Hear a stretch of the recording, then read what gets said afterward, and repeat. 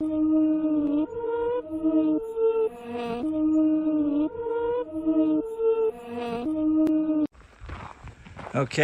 welcome to more than likely, maybe, possibly, the final installment of the Saloon Shed solar project.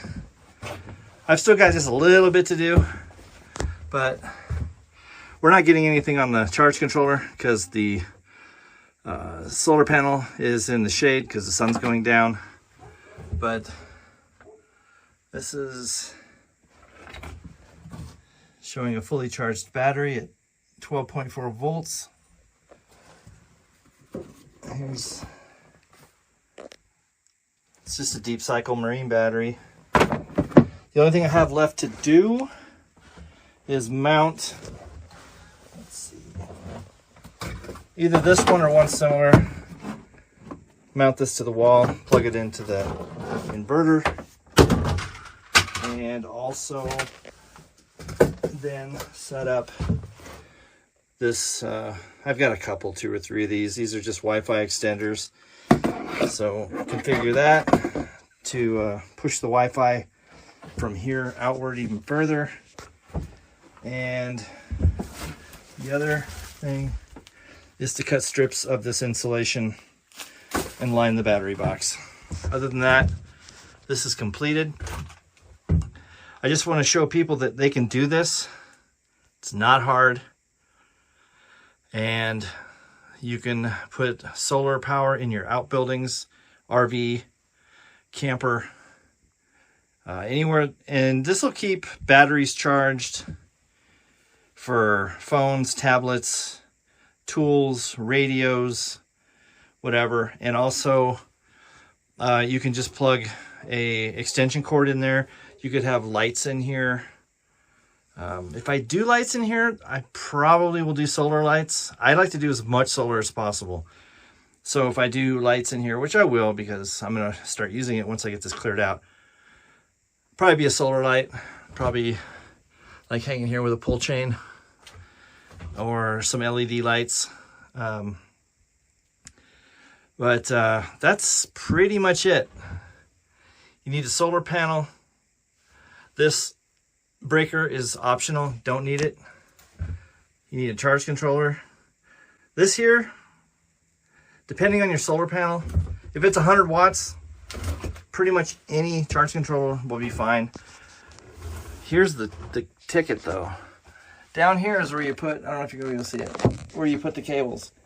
These holes need to be big enough to accept a battery cable, which is, now what I did on this one, these are all, I think they're 2 gauge or 6 gauge. I can't remember now. I have so many wires. So I'm using the same solar panel wires as I am for the battery. And so the battery wires, I made these, put the connectors and did the heat shrink on them.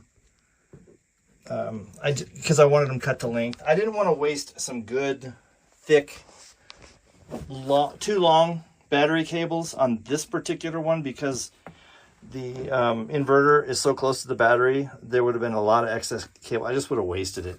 So I made those battery cables. But the inverter, any inverter pretty much, you want to get a pure sine wave inverter.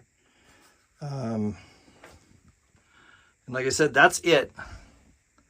I just use on this one, this is just a marine deep charge or deep cycle battery. But let's see, let me get my lid back on here. But you can use the I don't know what they call them, LiFePO4 lithium batteries. I do have one of those. I'm going to save it for when I do the tiny house because that's going to be a 240 watt panel. So I want the more robust battery. But on the shipping container with the 240 watt panel, it's pretty much a similar installation. I have a Renogy charge controller in that one. And this is, it's just like an OEM. They probably took a name brand and just used the same components and took the name brand off. And this one, I don't even see where the brand, it starts with an E, I can't remember. But I also added this, I do add a fuse right here on the positive side going out of the battery into the inverter. Again, you don't have to do that. You don't have to do this. But I like having this kill switch to cut the solar from the charge controller. But other than that, like I said, anybody can do this. You can do this no problem. You said all you got to do is buy a battery, inverter, charge controller, solar panel. That's optional. That fuse right there is optional. And that's it. Plug power strips into here. This is, I'm trying to see, I think it's one USB-A, one USB-C, and this is for the remote. It's not a remote. They call it a remote, but it really isn't. It's wired. There's a RJ45 phone cord that'll come out of here. I'll probably tack it, have it go around over to the, it's right here. It's basically just a monitor. And you can turn the charge controller on and off with it, and it has a display here. Probably like mount it up here. And then you can just, I mean, you don't really need it. It's basically, I mean, I could take 4 more steps over here and do the same thing right here, but it came with it, so that'll be installed too at some point. But that's it. This shed is now solar powered. If you have any questions, let me know.